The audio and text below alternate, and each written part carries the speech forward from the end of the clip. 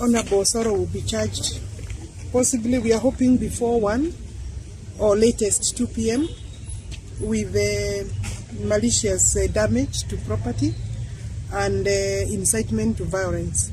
He has already taken his fingerprints, and so we expect that those are the only charges that will be going for in court this morning or in the afternoon.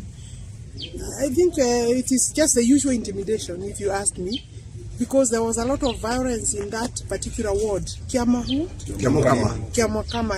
Then the only person who has so far been isolated to be charged is Honorable Osoro.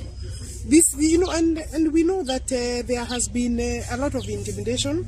His life has actually been under threat, and that's why we elected to bring him personally to court. However, I think the police at this station are very cooperative, and I want to thank the DCIO, is cooperative. They have read out the charges that they expect to go to read in court. We are currently waiting for approval by the Office of the Director of Public Prosecution. Yes. Is this an escalation of crackdowns on Tanga please? I think the larger picture is selective justice, and the objective is to intimidate those people who are obviously of a different view, political view, and they hold different beliefs. We obviously are not believing that you should select who I should support. This is very obvious that they are targeting those people who seem to be supporting His Excellency the Deputy President of the Republic of Kenya, and this goes to very high level actually. And I want to say that we shall not relent ourselves. We have selected a political direction, and we will go on it, whether they arrest enough of us or all of us.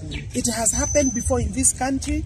Democracy has been trampled down, and the courts have normally been used. Police and courts have been used to intimidate, to actually cause unrest. Because when police are the institutions that will be used for political persecution, I think it is very wrong. And our constitution doesn't have, our 2010 constitution does not have space and place for dictators, arbitrary arrests, illegal charges. But we know we are here as lawyers, and we'll deal with that.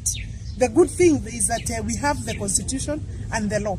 And that's why you see actually these BBI manenos are being brought, because in fact they want to transfer responsibility to the citizen, so that your right is subjected to, like you'd have to prove that you are entitled to a fundamental right. Fundamental rights of freedom of expression, of movement, political beliefs, political choices, these are inalienable. These are rights that cannot be limited by individuals or by a rogue government, because this government of ours has become wrong. But anyway, I want to reach there because so far I have said, from my own observation, the police in this station are doing their work the right way and the way they should do. So we are now next, of course, going to court, and we expect to be released on free bail, free bond. Are we back to the dark days? Sorry? Are we back to the dark days of the 1990s? Yes. When people talk about the dark days of the 1990s, in the 1990s it was legal to have arbitrary arrests, but we changed the law.